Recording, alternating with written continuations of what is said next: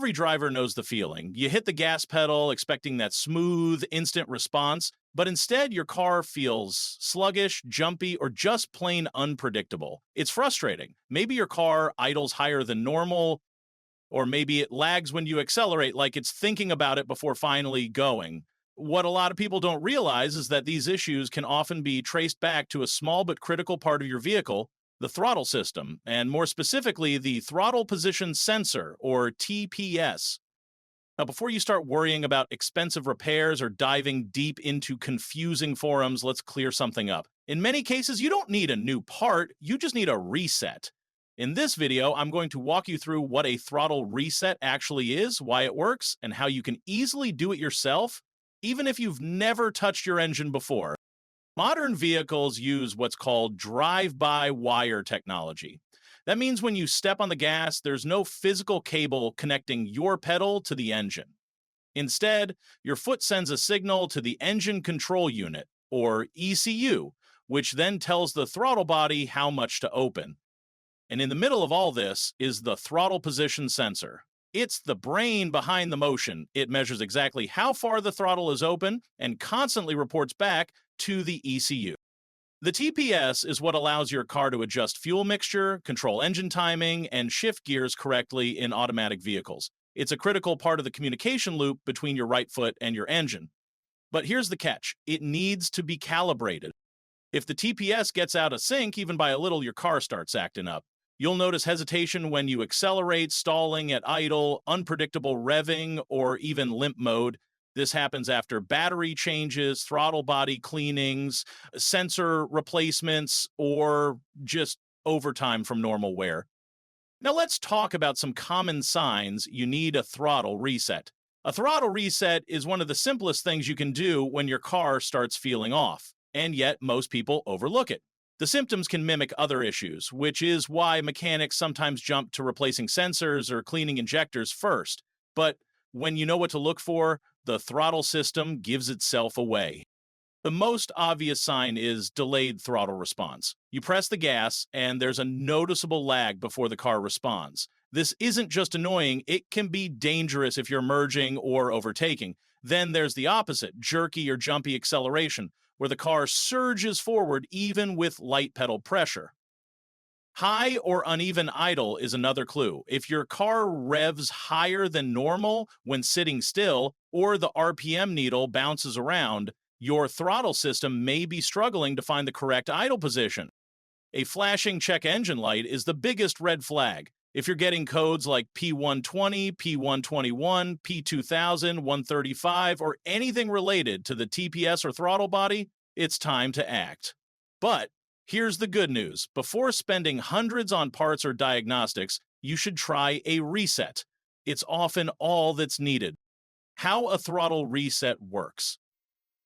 At its core, a throttle reset tells your car's ECU to forget what it currently thinks it knows about the throttle's open and closed positions. Over time, carbon buildup, minor electrical fluctuations, or battery changes can throw off this calibration.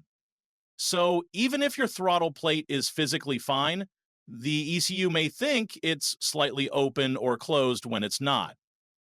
Resetting forces the ECU to relearn those positions. It's like giving your engine a fresh set of eyes. This can restore proper throttle response, stabilize your idle, and even improve fuel efficiency. The beauty of it is that it doesn't require expensive tools, or sometimes any tools at all. Now let's talk about how you actually do it. Most cars built after the early 2000s with electronic throttles support some form of manual reset. It's a basic routine where you turn the ignition on and move the gas pedal in a specific sequence. The idea is to signal the ECU to enter learning mode. You're basically guiding it through the process of finding zero and full throttle again.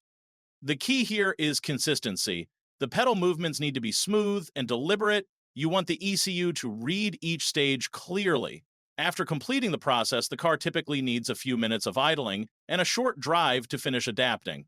Think of it like teaching your car to walk again. It takes a moment, but when done right, the results are immediate. People often mess this up by going too fast or skipping steps. Or they forget to let the engine idle after the reset, which is just as important as the reset itself. That first few minutes after startup is when the ECU does most of its adjusting. Don't interrupt it. If you've got access to a proper scan tool, either your own or at a shop, you can get even more accurate with your reset. Many professional OBD-IIE scanners have a dedicated throttle relearn function. This communicates directly with the ECU and walks it through a precise calibration process. It's faster, more reliable, and often gives you live feedback on throttle angle and sensor readings. I asked Doger. This is especially helpful if you've replaced the TPS, swapped in a new throttle body, or done a deep clean. Without a reset, the ECU will keep trying to use the old data and your car won't run right. In some cases, you'll even get stuck in limp mode until the relearn is complete. So, if you're doing a major repair, always follow it up with a scan tool reset. Even affordable scanners these days come with basic relearn functions. And if you don't have one, some auto parts stores let you borrow one in the parking lot for free. Seriously, don't skip this. Let's talk about something a lot of people miss: cleaning. You can reset your throttle all day long, but if there's carbon built up on the throttle plate, it's like trying to calibrate a dirty camera lens. The ECU won't get accurate readings. Even a thin layer of grime can keep the plate from fully closing, causing your idle to rise or fluctuate. A clean throttle body gives your sensor and ECU a clean slate. It's usually as simple as removing the intake hose, spraying throttle body cleaner inside, and gently wiping the area around the plate. You don't need to force the plate open, just clean what you can reach. Once dry, reinstall everything and do your reset. The results are night and day. Cleaning should be the first step before any reset, especially on high-mileage cars. You'd be amazed how much gunk builds up, even if your engine runs fine. And after cleaning, yeah, you guessed it, a C-set is absolutely necessary. Otherwise, the ECU will try to operate based on the old, dirty readings. When to replace the TPS instead of resetting? Not every throttle problem can be fixed with a reset. Sometimes the sensor itself is failing. You'll usually know because even after resetting and cleaning, the problem comes right back. Or you'll notice throttle readings that jump around wildly when viewed on a scanner. That's a clear sign of a worn out or malfunctioning TPS. If your sensor has dead spots, meaning it doesn't read accurately through its full range, you'll need to replace it. The process varies slightly depending on your make and model, but in general, it's mounted on the side of the throttle body with a few bolts and a wiring plug. Just make sure you get a quality replacement. Cheap sensors are notorious for poor calibration and don't always work well with factory ECUs. And yes, once you've replaced it, you'll need to do another reset. Always. It's like syncing a new phone to your account. Without it, the ECU won't know how to read the new sensor correctly. Another common scenario is the car acting weird after a battery swap. This happens because the ECU loses its stored throttle data. Even though the TPS and throttle body haven't changed, the reference points have. And that's why after replacing your battery or after any ECU update or tuning flash, you should always perform a throttle reset. It's not optional. The vehicle may run, but it won't run right. Idle can surge, throttle might feel numb or aggressive, and you might think something broke when really it just needs to relearn. So next time your car gets a new battery or a tune, include a throttle reset in your post-service routine. It takes a couple of minutes and prevents days of head scratching later. So here's something not many people talk about.